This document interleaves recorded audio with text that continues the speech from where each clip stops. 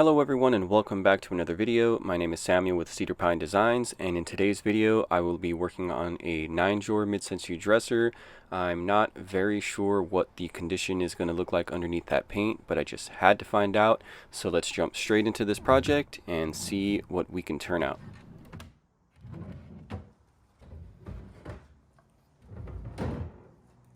I like to start every project by removing all of the drawers and all of the hardware so that I can gauge what type of shape this dresser is going to be in.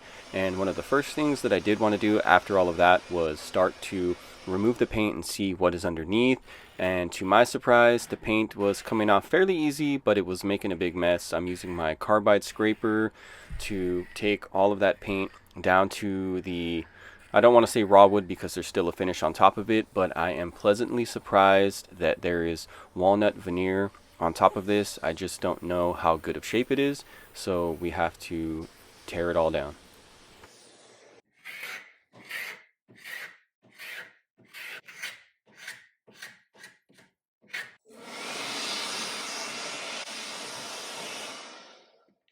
Now that I'm done removing all of the paint off of the top, I decided to take a break from the carbide scraper because it is a little exhausting. I move on to the drawers so that way I can remove the liners and the hardware, so that way I can determine whether I'm going to scrape these or if I'm going to use a chemical stripper. And I think I'm going to go the way of the chemical stripper because it just makes for a little bit easier of removal. But the downside to using chemical strippers is it's more messy and you have to clean everything with mineral spirits in order to deactivate the stripper, and then you have to wait for it to dry before you can move on to sanding.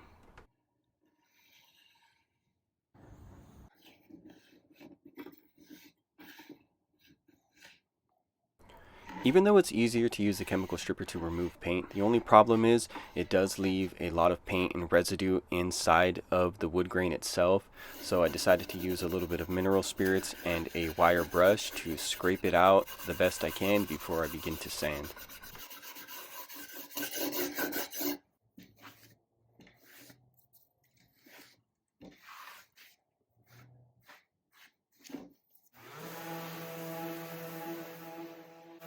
Once I get into the sanding process, I start to realize that this veneer is in really good shape. I just have to be very careful not to remove too much of the veneer and burn through to the cheaper wood underneath.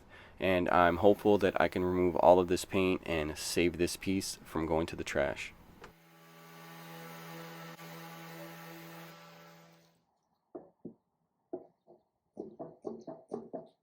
Now that I've verified that the veneer is in pretty good shape on some of the test pieces that I started with, I decided to move on to the rest of the drawers with chemical strippers so that way I can remove all of it at once and get to the sanding process, which is very, very tedious.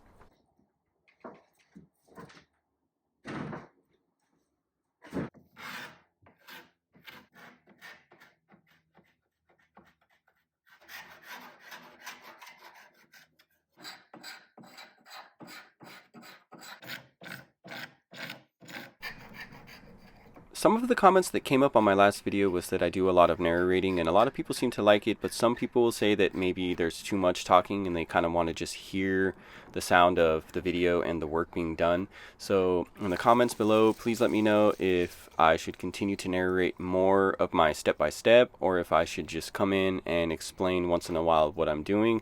I'd really love to hear what everybody thinks about that, so let me know.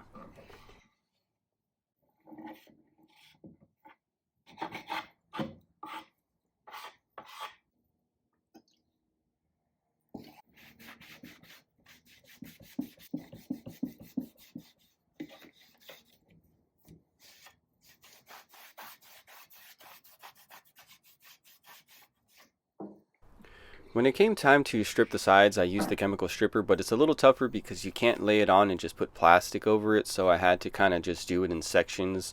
I would lay on the chemical stripper, spread it around, scrape it, and kind of repeat the process until it was done.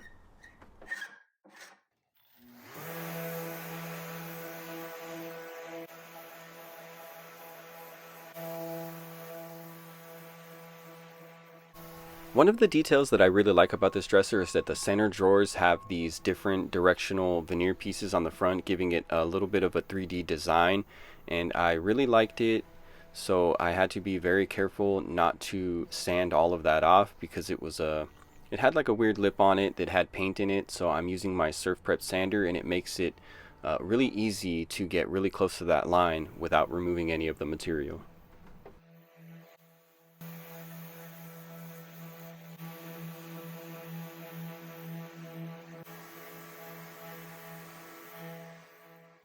At this point, after sanding the top down, I'm getting really excited about this piece. It seems that the veneer is in really good shape, which kind of leads me to question why somebody would paint this thing white. I'm not sure what their motive behind it was or the look they were going for. They didn't do a very good job, but I'm glad that this thing is a very good candidate to save and restore back to its original beauty.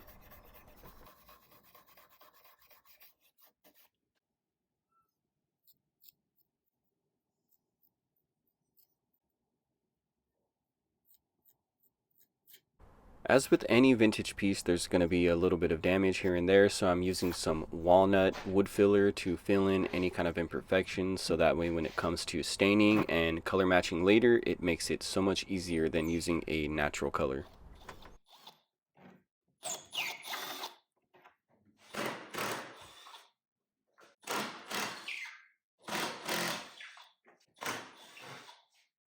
One of the things that I can appreciate about vintage furniture is the fact that you can take it apart, and this is a good example. I do have to remove the base in order to remove the rest of the paint, and I love that I can do that with minimal effort.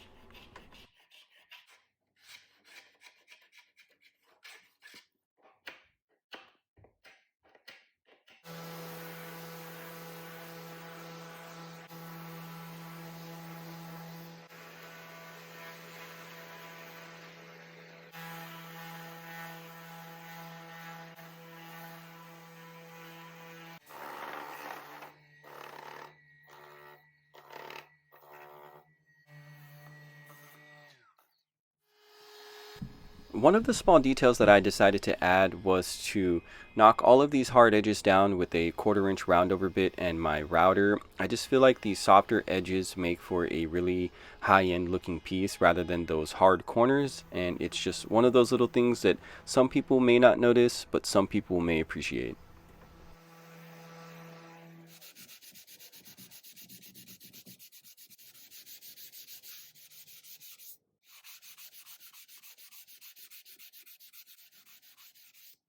Now that all of the paint is removed and all of the small details have been kind of looked at, I decided to reinstall the base so that way I can get this thing back up on its feet and really step back and take a good look at it.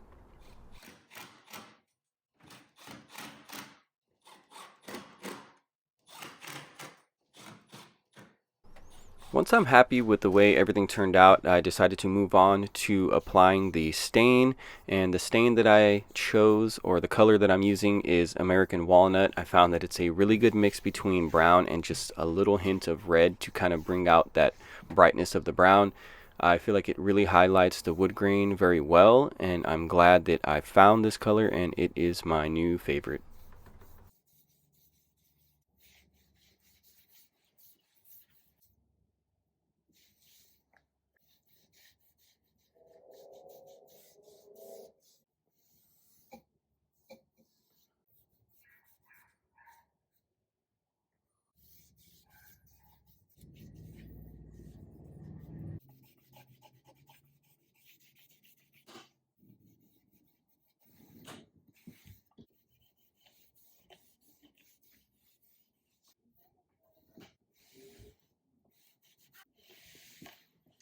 Once the stain is applied and had time to dry, it really does reveal all of the leftover paint that got left behind in those pockets of wood grain. So I remove them using a razor knife very carefully and then just spot touching them with a little bit more stain. And for the bigger areas that need a lot more touch up, I use these Blend All Sticks by Mohawk. And when I tell you these things are magic when it comes to hiding imperfections, I'm not sure why it took me so long to purchase my first set and give these things a try, but they are magic.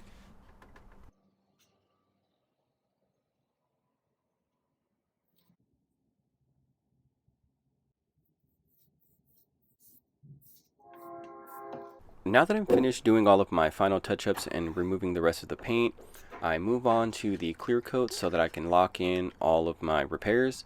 I'm using a water-based polyurethane with a satin finish by Behr, and one of the things that I really like to do is add a little bit of toner for warmth in my top coat so that way I can get a really nice consistent color throughout, because pieces like this tend to have different color tones of wood, so this really helps to kind of bring all of that down to just one shade.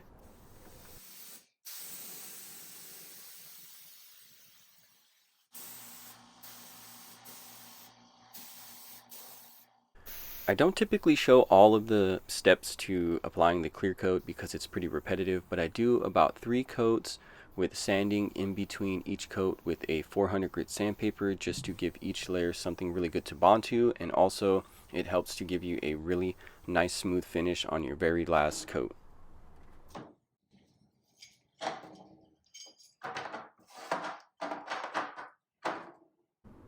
Once I'm done applying the clear coat, I give it time to cure and dry. I move on to all of the hardware, and these were painted a silver color, so I'm using some paint stripper and a scraper so that I can remove all of the paint and reveal all of that nice, beautiful brass.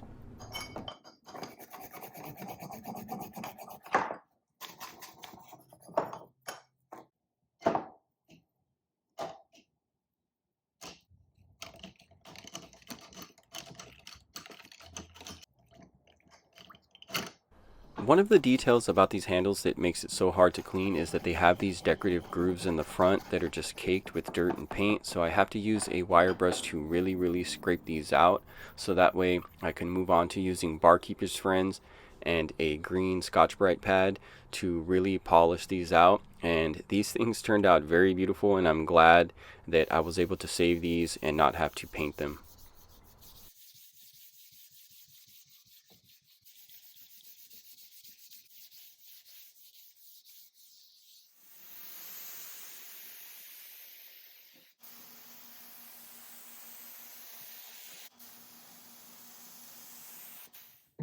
Now that all of the clear coat is done, I'm moving on to some of the final stages, and one of the things I really like to do is use a block of paraffin wax to wax all of the drawer guides, just so that everything runs very smoothly, because that's always one of the concerns when people buy vintage furniture, is whether the drawers function flawlessly.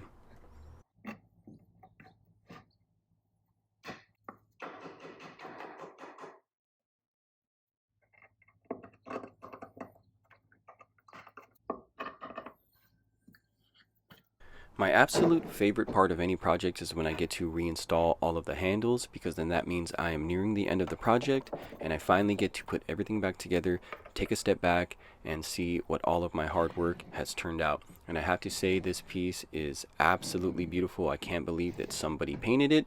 So let's go ahead and get a couple of shots of what it looked like before and what it looks like now.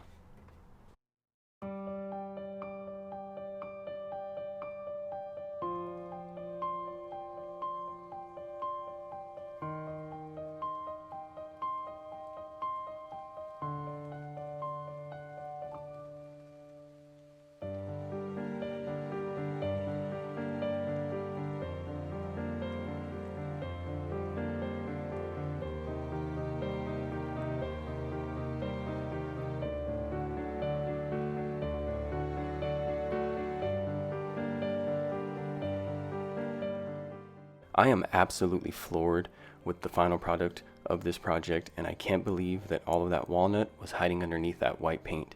I'm so glad that I was able to take a roadside find and breathe new life into it once again, and I'm thankful that it was in good enough shape to actually restore. So really fast, I like to go over the numbers. I did get this for free. I was notified that it was on the side of the road and ready for pickup, so I grabbed it, and after restoration, I did sell it for $950.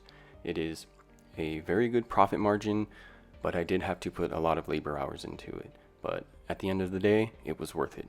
I can't wait to see you in my next video.